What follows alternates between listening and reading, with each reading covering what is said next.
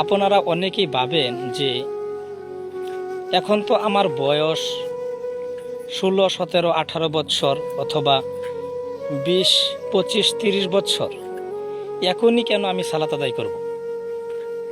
যখন আমি বুড়া হয়ে যাব, আমার বয়স যখন বেশি হয়ে যাবে, অর্থাৎ 50-60 বছর হয়ে যাবে, তখনই প্রয়োজনে সালাত আদায় করব।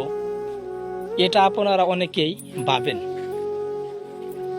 অনেকেই এমন চিন্তা ভাবনা করে নামাজ পড়েন না।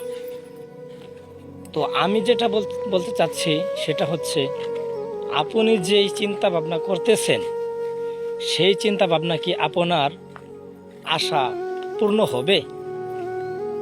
আপনি যে মনে করলেন যে আজ আপনার বয়স এখন 25 বছর আর আপনি সালাত শুরু করবেন 50 বছর হলে, আর এই 25 বছর আপনি এইভাবেই কাটাবেন। এখন আপনি যে এই 25 বছর বেঁচে থাকবেন, 50 বছর বয়স হওয়ার আগ পর্যন্ত যে আপনি বেঁচে থাকবেন, এই গ্যারান্টি আপনাকে কে দিয়েছে?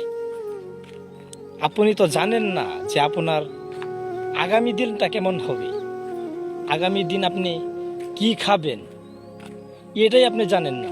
আর আপনি ধারণা করতেছেন যে আরও 10, 15, 20 বছর পরে আমি সালাত আদায় করবো নি, নামাজ পড়বো নি। এই ধারণা একদমই ঠিক না। আপনাদেরকে আমি জোরালো ভাবে বলছি, আপনারা আজ থেকেই সালাত নামাজ শুরু করুন, মসজিদে যান,